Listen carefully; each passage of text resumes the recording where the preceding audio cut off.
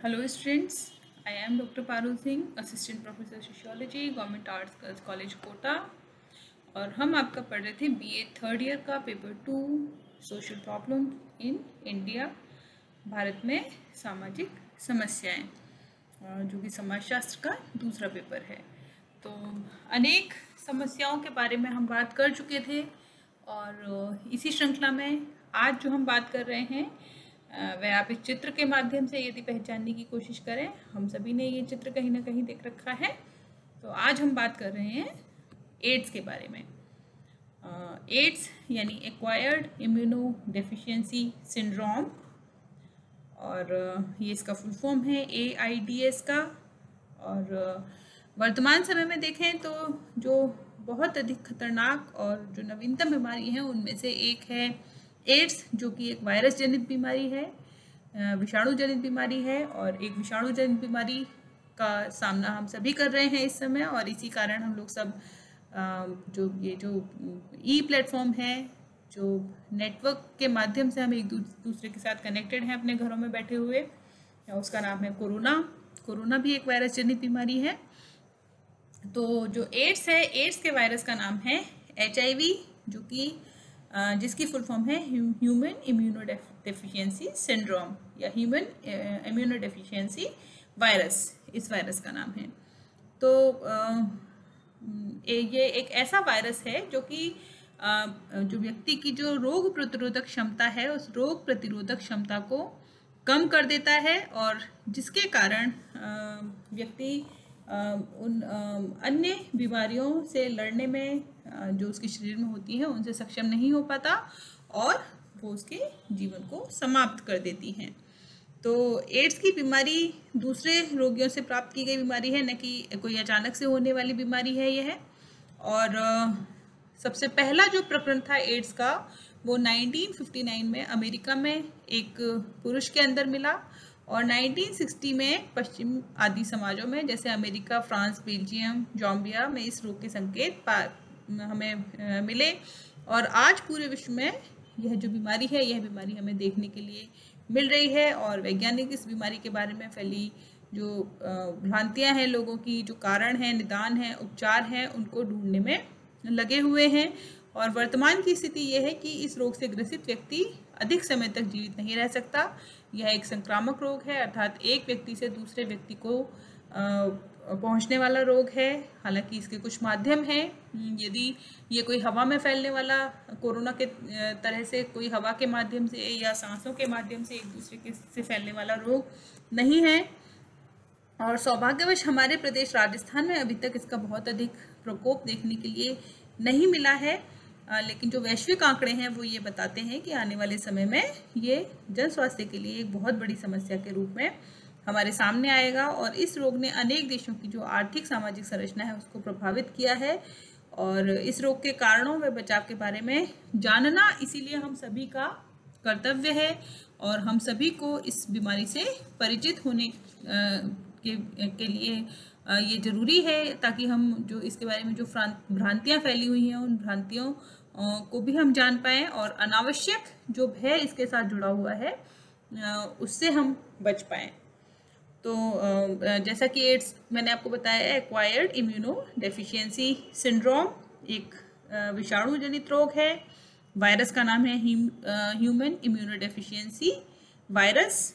और ये स्पष्ट है कि एड्स की बीमारी जो एक ऐसी बीमारी है जिसका कि अभी तक कोई इलाज हमें जो पक्का इलाज है वो इलाज हमें अभी तक नहीं मिल पाया है। अलग अलग जगह के लोगों ने इस विषाणु को अलग अलग नाम दिया है, लेकिन 1989 में एड्स का कारण एक ही विषाणु को माना गया जिसका नाम था HIV।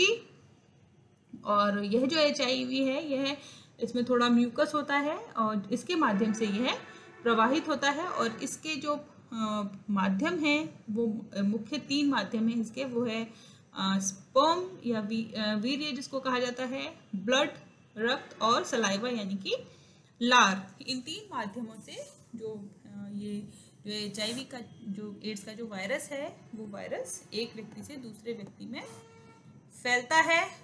और इसी श्रृंखला में यदि हम देखें तो हम जो किसी भी देश की जो सोशियो इकोनॉमिक कंडीशन है उस पर बहुत प्रभाव डालता है महत्वपूर्ण।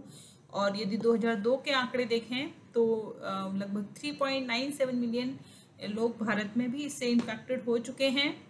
और भारत में तेज गति से यह जो बीमारी है, यह एड्स जो समस्या है, एड्स की समस्या बहुत तीव्र गति से फैलती चली जा रही है। यदि कॉजेस हम इसके देखने की कोशिश करें कि एड्स के फैलने के क्या क्या कारण हैं, तो इसका जो सबसे महत्वपूर्ण कारण है वो है जो ब्लड ट्रांसफ्यूज़न है, जो रक्त यदि एक दूसरे से चढ़ाया जाता है जब एक दूसरे को, और यदि वह रक्त संक्रमित है एड्स के वायरस से, तो जिस व्यक्ति को रक्त चढ़ाया जाएगा वह व्यक्ति भी एड्स का शिकार हो जाएगा। शेयरिंग इन्फेक्टेड सिरिंज, यदि हम एक व्यक्ति से दूसरे व्यक्ति को लगाई गई जो सुई होती है उसको यदि हम प्रयोग में लेते हैं और यदि वह इन्फेक्टेड होती है तो दूसरा व्यक्ति भी उससे इन्फेक्टेड हो सकता है।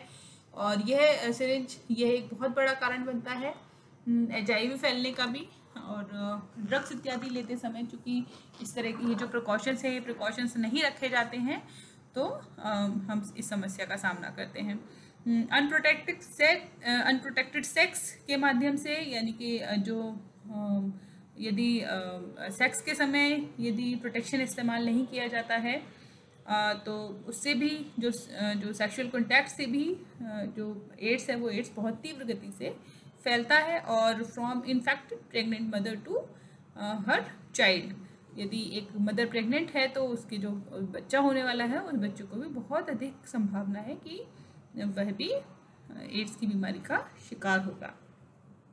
और चूँकि माता का और जो संतान है उनका ब्लड सर्कुलेशन सेम होता है तो बहुत अधिक संभावना रहती है कि वहाँ से भी ब्लड सर्कुलेशन से भी जो बच्चा है वो बच्चा इन्फेक्टेड हो सकता है। और इवन जो नर्सिंग मदर है वो जो बच्चे को जब ब्रेस्ट फीडिंग कराती है तो उसके माध्यम से भी जो एड्स है वो एड्स हो सकता है। इसके अलावा यहाँ पर हम देख सकते हैं कि कुछ जो भ्रांतियाँ इसके साथ फैली हुई हैं कि छूने से भी एड्स फैलता है, तो छूने से एड्स नहीं फैलता है। अनप्रोटेक्टेड सेक्स से जो एड्स है वो एड्स हमें फैलता हुआ दिखाई देता है। और शेयरिंग कटलरी, यदि एक साथ हम बर्तन इस्तेमाल कर रहे हैं उससे भी एड्स नहीं फैलता है। किसिंग से एड्स नहीं फैलता है। इन्फेक्टेड जो इंसेक्ट बाइट है, यदि एक एड्स ग्रसित व्यक्ति को किसी मच्छर ने काट लिया या किसी कीड़े ने काट लिया और वो किसी स्वस्थ आदमी को यदि काट लेता है तो उससे एड्स फैलेगा, ऐसा भी नहीं है, यह भी एक भ्रांति है। और एक ही टॉयलेट सीट यूज़ करने से भी एड्स नहीं फैलता है, यह भी एक भ्रांति है।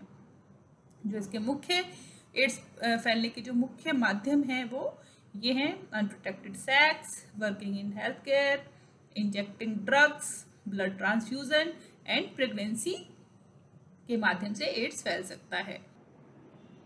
तो हमें ये जानना जरूरी है कि ये जो माध्यम है एड्स के, यदि इनमें से किसी भी कारण से जो एड्स का जो वायरस है HIV, वो यदि हमारे शरीर में पहुंच जाता है तो यह हमारे शरीर में रोगों से लड़ने वाली जो T सेल्स होती हैं, जो T कोशिकाएं होती हैं, अर्थात जो इम्यूनिटी सिस्टम को हमारे डेवलप करने वाली जो कोशिकाएं होती हैं और हमारी जो मस्तिष्क की कोशिकाएं हैं, उनको ये धीरे धीरे प्रभावित करता है, उनको नष्ट करता है।